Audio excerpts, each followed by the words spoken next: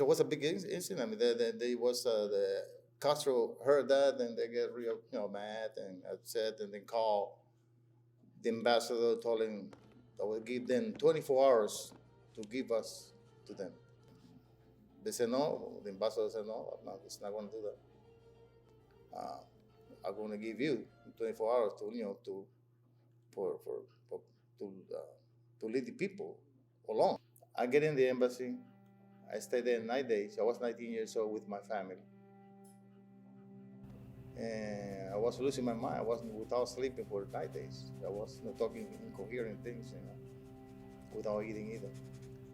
It was 10,000. The government was feeding only 5,000. They put like a chicken wire around the embassy. So they were feeding only for 5,000 people, and there were 10,000. So there was a lot of problem there. And then there's the idea that they want.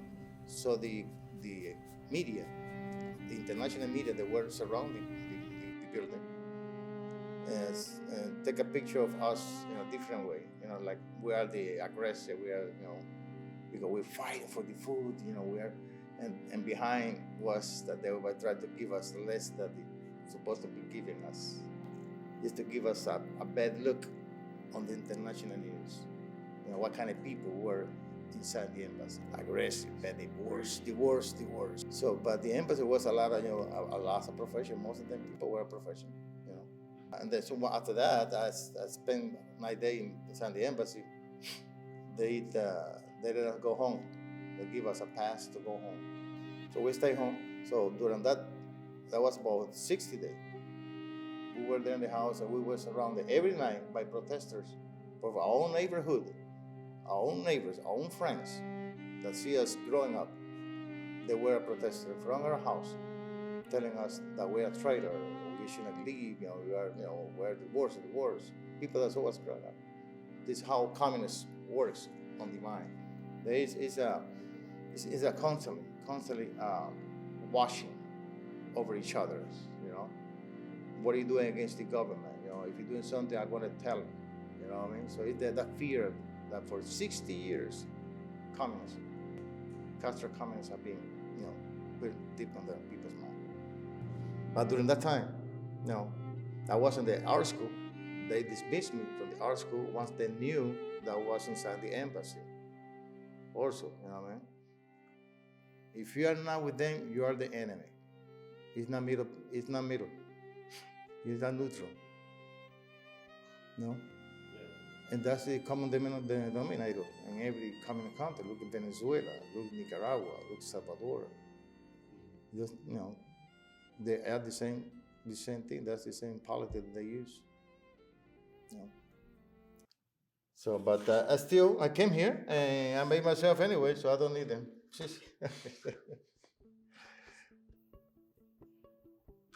Art always was with me. Since I'm art, what it does, school does is polish artists. They don't make artists. They polish your ability if you have one.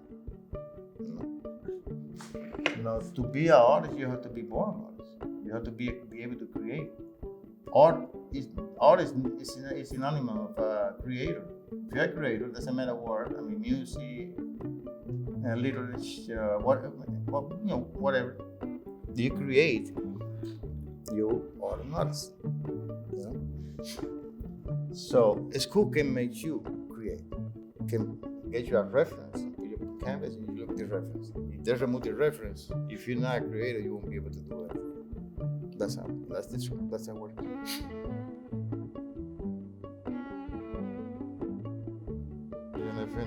never finish learning. Lifetime is not enough for anybody, any of us. To learn everything, they have to do with art. I'm still in Pampers.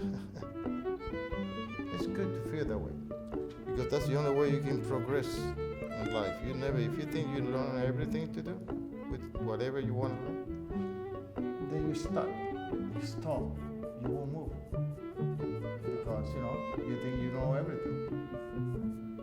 So it's always good to feel out like I feel, I think. Because you always have the appetite to learn more and you progress more.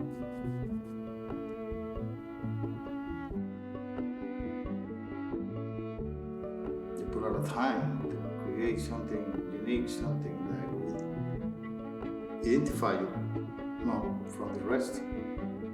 And then once you accomplish that,